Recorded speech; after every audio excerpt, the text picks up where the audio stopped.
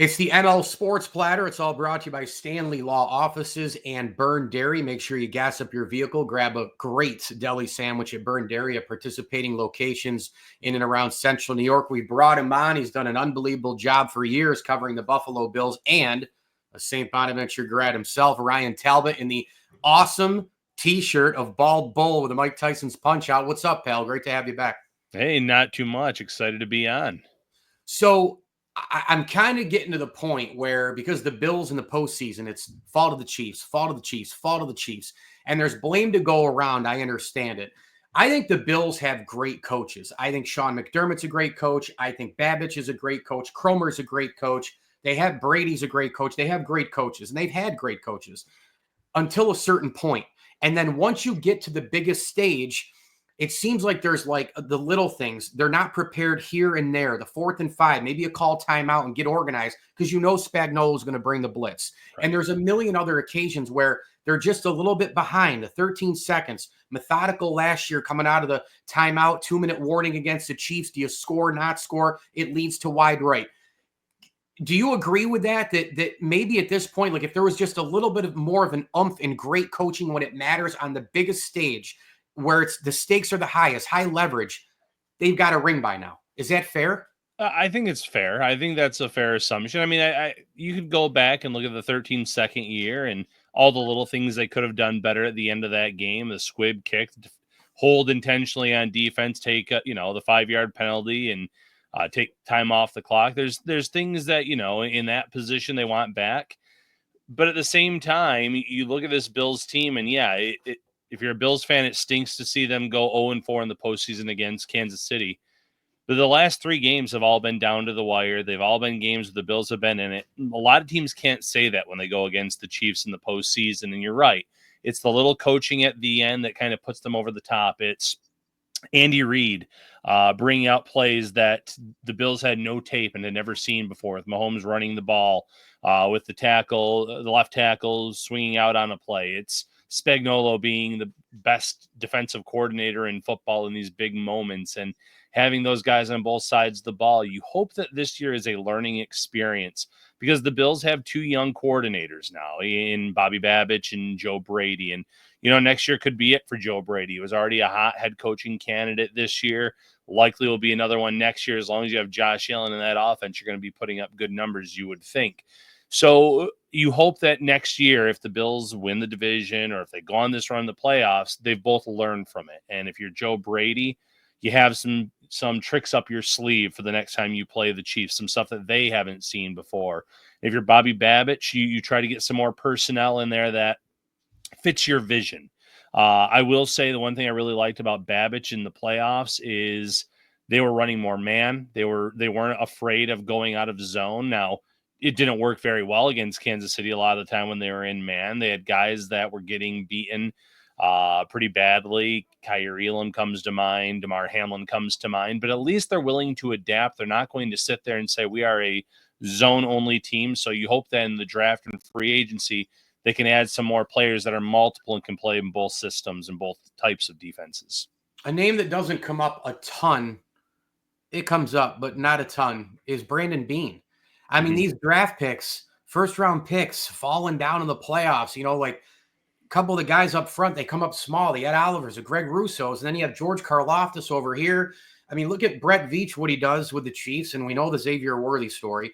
And then there's Howie Roseman in Philadelphia. And I know the Bills were in the AFC title game, and I'm going to get to if you think this was actually a good season for the Bills, considering the preseason and where they maybe lined up. But Brandon Beane, I think he's a great GM. I think he's a shark. But championship-level GM, is he one?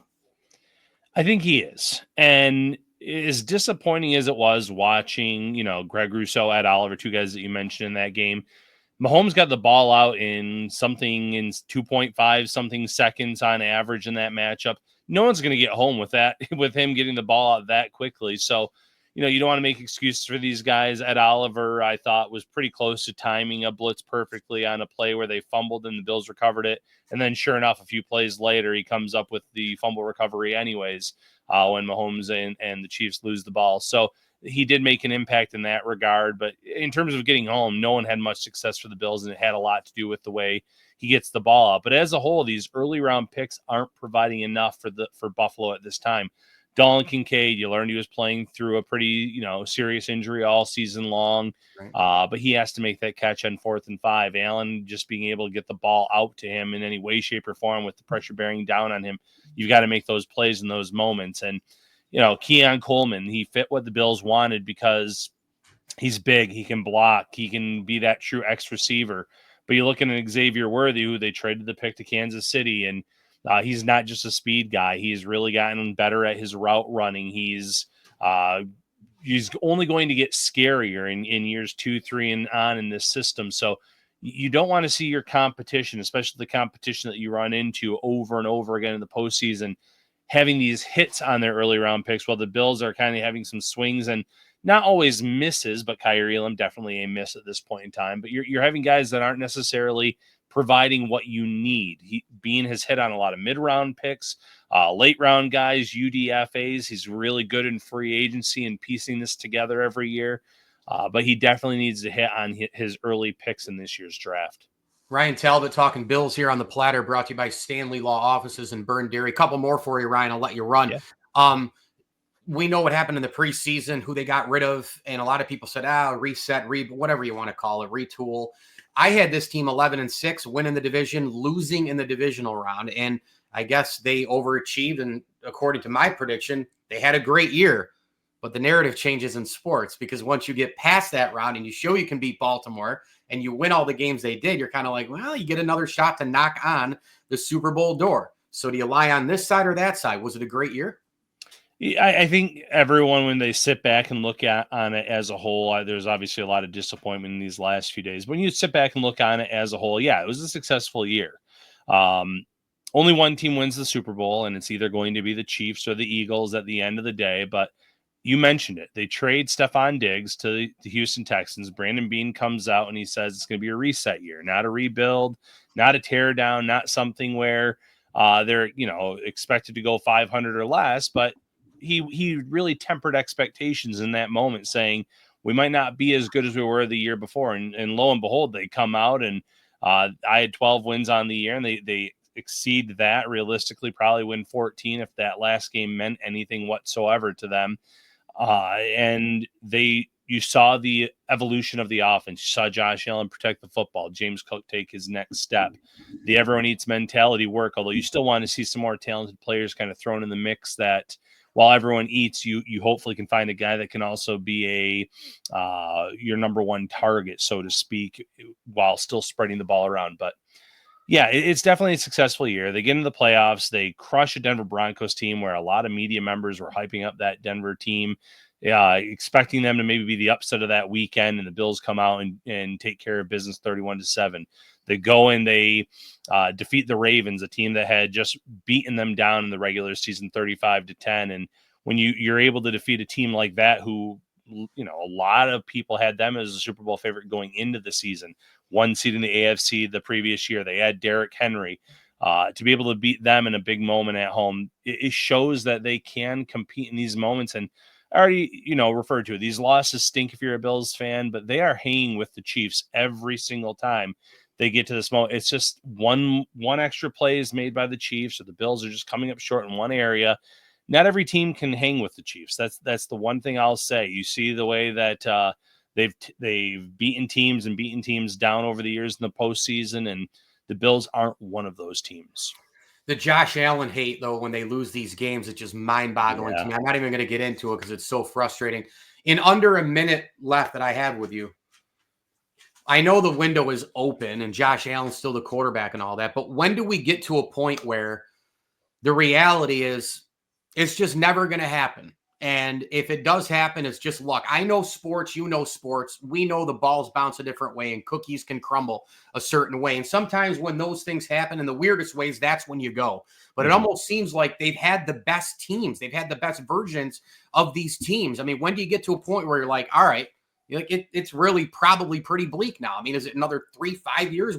When does that happen? Because they can't get through this team, Ryan. They just can't. Yeah, I would say it would be, I don't have a time frame in mind, honestly, because Allen is still a very young quarterback. I know Mahomes isn't exactly old either, but I just don't see that window closed anytime soon. And it's not just Allen. It's the fact that you sit and you look at this team and, okay, I would assume they're going to extend him this offseason with a new deal. He has like a $67 million cap hit. Right. You extend him, you lower that number, you free up some money. Right now, they're projected to have about 25 million or so.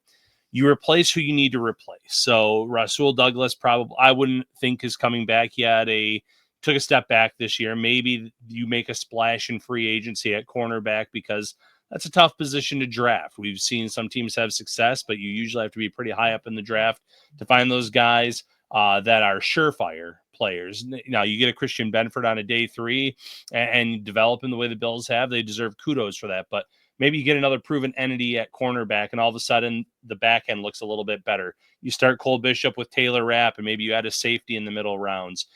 As of right now, and they could, package these picks, and maybe they go out and they try to get a Max Crosby. I'm not sure if the Raiders would even entertain the thought of trading him. But if you keep your picks, you have a 1, 2 twos.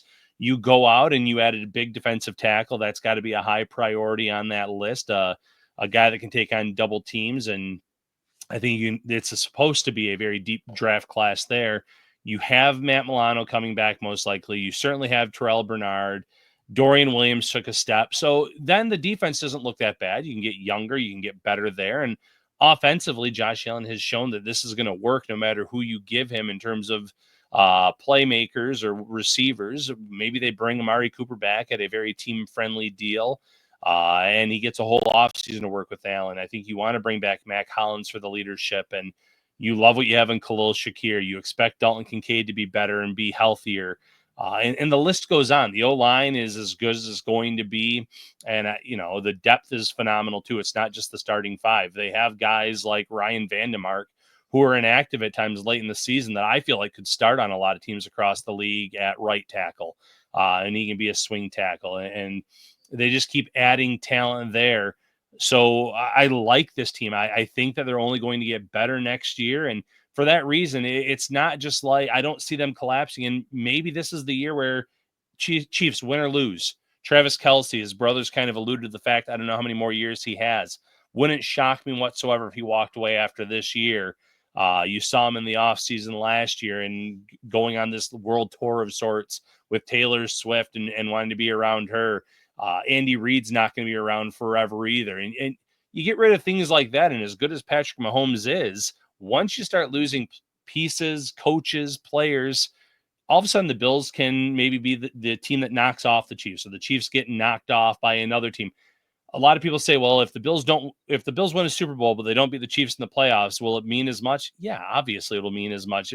If the Bills win a Lombardi trophy, I don't care who they defeat along the way. No one should. You only get one team that wins it every year. But for your question, I don't see that window closing in the next 5-7 years. I think that the Bills are going to be in a good spot because they understand the cap. They're not getting themselves in a New Orleans Saints situation where that team can't hire a head coach to save their lives right now because of their cap issues, the lack of talent that they have, because, time and time again, they went all in during those Drew Brees years and things like that. And while it worked, they did win a Super Bowl in his tenure. They're still trying to dig themselves out of that at this point in time. Yeah, 12 teams still have yet to win a Super Bowl in the NFL. Ryan Talbot covers the Buffalo Bills, New York Upstate writer and reporter. And of course, with Matt Perino, they host the amazing Shout Buffalo Football podcast. Go get that all over the major platforms and on social media. Subscribe, share, and like all of that. Their shows are absolutely through the roof great. And you can follow Ryan on X as well, at Ryan Talbot Bills. Thank you, my man. We'll talk soon. All right. Thanks again.